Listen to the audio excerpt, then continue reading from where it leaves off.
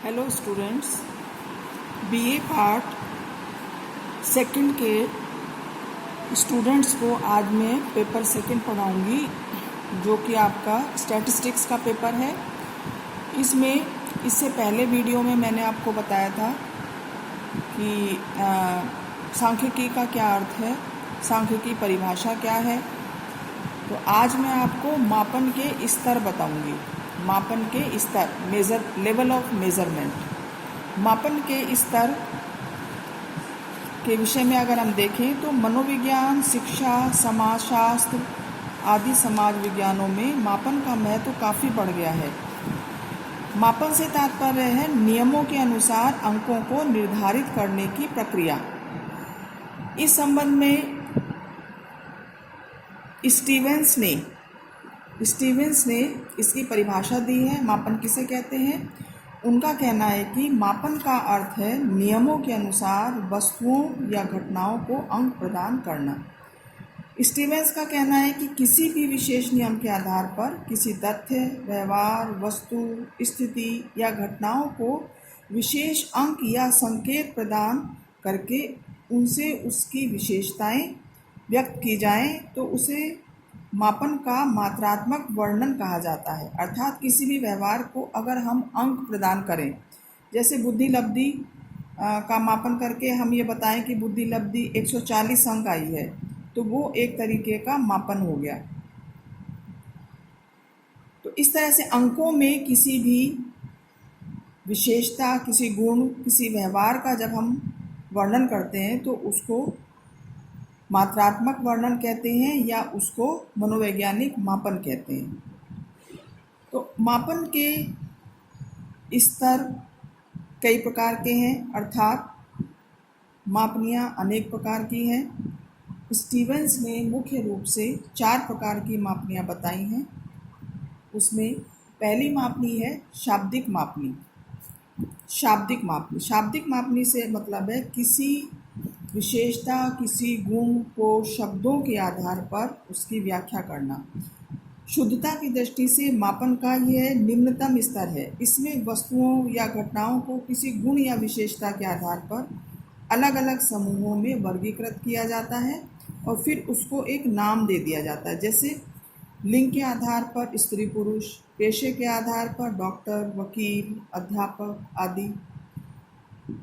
तो इस तरह से जो मापन होता है इसको शाब्दिक मापनी कहते हैं। सभी श्रेणियां एक दूसरे से भिन्न होती हैं, इनको केवल गिना जा सकता है, जोड़ घटाव गुणा नहीं किया जा सकता। तो शाब्दिक मापनी को कई बार नामित मापनी भी कहते हैं, क्योंकि इसमें किसी भी विशेषता के आधार पर किसी वर्ग, किसी समूह के व्यक्तियों को एक नाम प्रदान किया जाता है।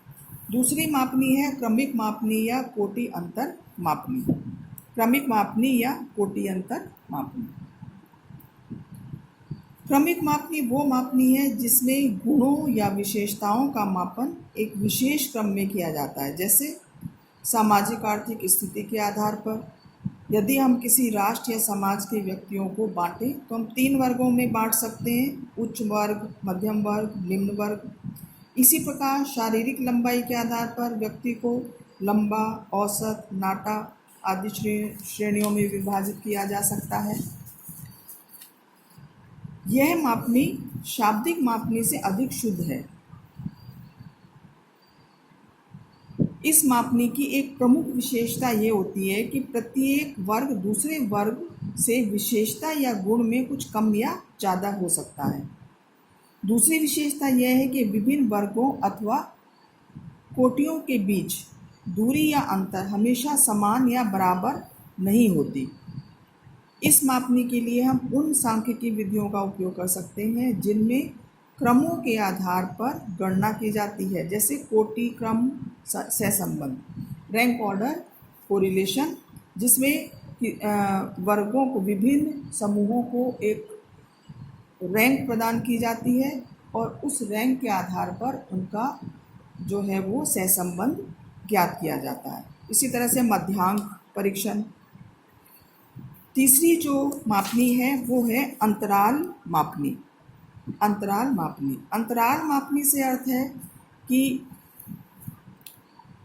ये जो अंतराल मापनी से अर्थ है, जैसे रेवर ने कहा इस बारे में 2001 में रेवर ने इसकी परिभाषा दी कि अंतराल मापनी वह मापनी है जिसमें प्रेक्षित परिणामों के बीच अंतरों के संबंधों में सुनिश्चित कथनों को परावर्तित किया जाता है, अर्थात मापन के अंतराल का अलग अलग उल्लेख किया जाता है। तो ये जो मापनी है ये पहले दोनों स्तर की जो मापनी है उससे अधिक शुद्ध और वैज्ञानिक और विश्वसनीय है। अंतराल मापनी से विभिन्न कथनों या वस्तुओं के बीच अंतर की जानकारी मिलती है। अंतराल से मतलब है एक निश्चित अंतर पर किसी वस्तु या किसी विशेषता का होना। जैसे एक तापमान मापनी जो है वो एक अंतराल मापनी है। थर्मामीटर, इस मापनी पर शून्य बिंदु नहीं होता। इस मापनी में प्रयुक्त होने वाली जो सांख्यिकी है वो है मीन, एसडी और टी परीक्षण। अंतिम जो मापनी है वो है अनुपात मापनी, रेशियो स्केल। यह मापनी अधिक श्रेष्ठ, उच्च और स्तरीय है। रेवर ने इसके बारे में कहा है कि अनुपात मापनी वह मापनी है जिसमें मापन पर मापित किए जाने वाले गुणों के अनुपातों को व्यक्त किया जाता है। मतलब कोई गुण किसी व्यक्ति में किस अनुपात में है, इसीलिए इसको अनुपात मापनी कहा गया है। इस मापनी में शून्य बिंदु होता है, जैसे कि अंतराल मापनी में शून्य बिंदु नहीं होता, परंतु इसमें शून्य बिंदु होता है। इस मापनी में विशेषताओं को मापने में जोड़ना, घटाना, गुणा करना ये आदि किया जा सकता है। भौतिक विज्ञानों में इस मापनी का उपयोग विशेष रूप से होता है। अगर हम इस तरह की मापनी का उदाहरण देखें तो वो है मीटर, किलोमीटर, ग्राम, लीटर आदि इसी प्रकार की मापनी के अंतर्गत आती हैं। ये वस्तुओं की तुलना अनुपात में करते हैं। जैसे इस कागज़ की लंबाई दूसरे कागज़ की लंबाई से दुगनी है, या जैसे एक स्थान से दूसरे स्थान की दूरी आधी है। मान लीजिए एक लड़के का वज़न 50 किलो है और दूसरे लड़के का वज़न 100 किलो है, तो हम ये कह सकते हैं कि दूसरा लड़का जो है वो वज़न में पहले से दुगना है। इस तरह से सांख्यिकी में इस प्रकार के अनेक मापनियों या स्केल का प्रयोग कर सकते हैं, जिसमें कि मुख्य रूप से शाब्दिक मापनी, क्रमिक मापनी, अंतराल मापनी और अनुपात मापने का अधिकतर प्रयोग किया जाता है। तो आज मैंने आपको मापन के स्तर बताए, जो कि आपके स्टैटिस्टिक्स में का जो ये पेपर है इसमें आपकी थ्योरी भी आएगी और आपके सवाल भी आएंगे।